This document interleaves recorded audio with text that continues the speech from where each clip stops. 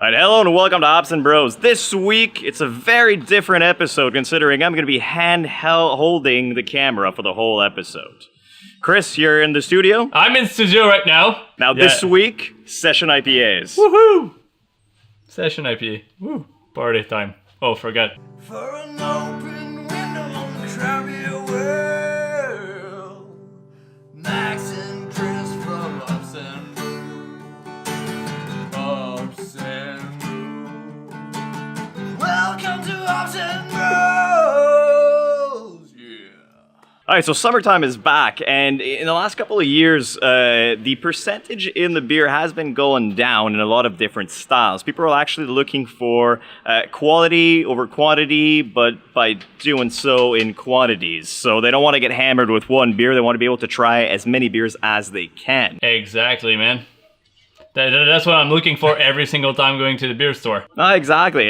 I guess it is something that's actually pretty cool for us because you can have a quality beer without having it at a over percentage at 9 or 10%. It can be a 4, 5, 4.5% and still be very enjoyable. And especially when it comes to IPAs. Yeah, of course. And it's a strong trend because I saw them at Orleans Beer Fest, but also in Drummondville and even in Montreal when I visited last weekend. Like those style of beers, low ABV, were quite popular on the different taps from the different breweries out there. Well, that's the thing is historically, it's probable that IPAs were actually a lower percent, or at least after World War I when they were, I guess, put in Inception, people would drink beer instead of water because it was actually safer, even in World War I, and workers would drink sessions of beer or sessionable beers, where it would come from.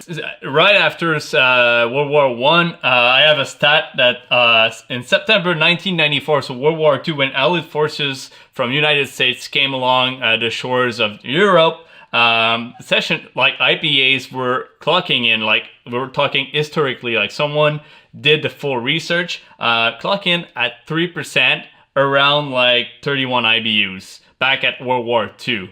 So it's really having those Americans coming over to Europe that kind of like push forward this, but also a lot of soldiers coming over. So more soldiers, more beer drinkers, as Max said. So I think that's where kind of like the story got from, but also the monks were brewing session beers back in Belgium for like people that were coming over, not for them, for the other guys that were visiting the century, so they don't have to be hammered because they are not allowed to be hammered. They need to drink the session easy beer. Exactly, but as well as they weren't allowed to get hammered, they were also allowed a beer every 4 hours. So that's why they had to find a way to have a beer that's not 9%. Exactly. They had to find something in between that they could have every couple hours and not get hammered on it, because it was especially for the workers, right? And the soldiers and all that. So you had to have a level head for sure.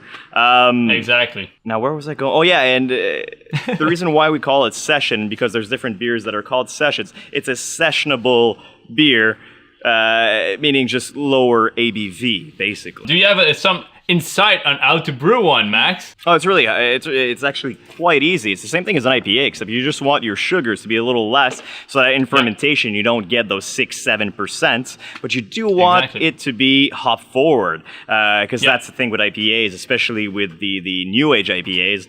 Very hoppy, very fruity, but it really depends. If you want to do something that's more West Coast session, well, you could go for a piney one, but your ABV is going to be ABV and your IBUs are going to be a little lower. Yeah, that's what you're aiming for, and that's why the malt bill is quite important. You need to get a bunch of tastier malts on the base of your beer because you won't use a lot of them. So to keep your sugars low, you get tastier malts, and you have to cut down on it without losing the malty flavors to get a full-bodied beer with a lower ABV.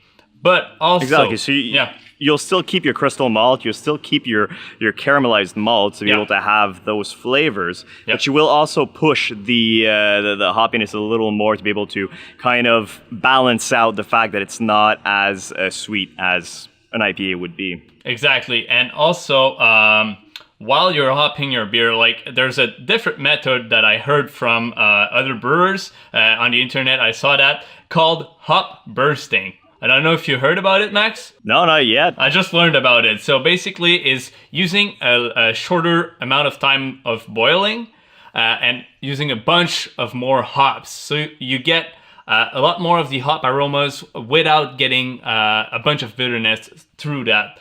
So a shorter boil, bigger quantity of hops will give a softer bittering, but a bigger hop character in your beer. Yeah, I could see that. And another thing you could do is play with dry hopping a little more, because in the dry hop, you're not extracting as much bitterness. You're extracting mostly aroma. So you can have a very hoppy beer without it being overly bitter, which with session beers, you kind of have to balance it out a little more.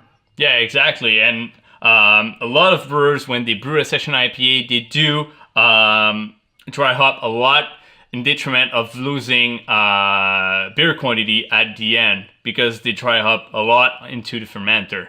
So losing space for hop aroma. This is kind of like the play they have to do with session IPA.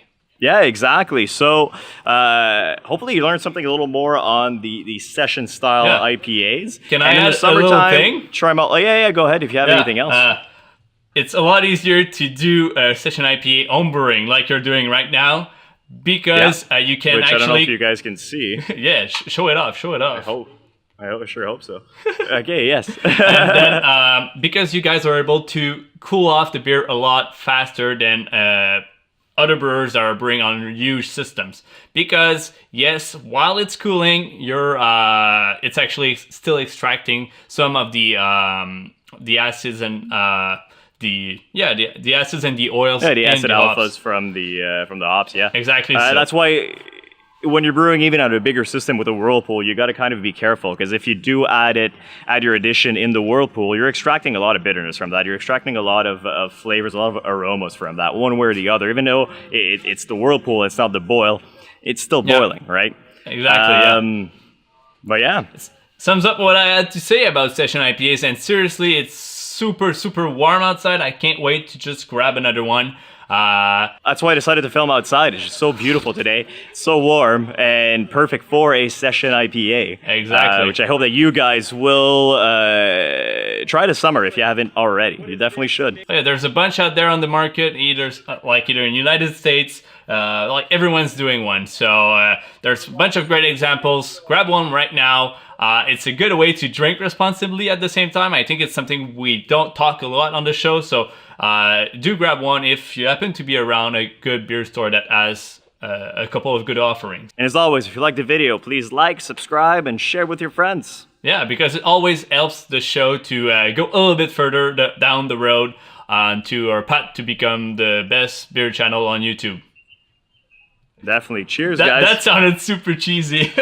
It did, but that's fine. Yeah, that's fine. So, Max, go brew some awesome beer, and I'll go jump into the pool with another session IPA, which is going to be the B-roll for the video.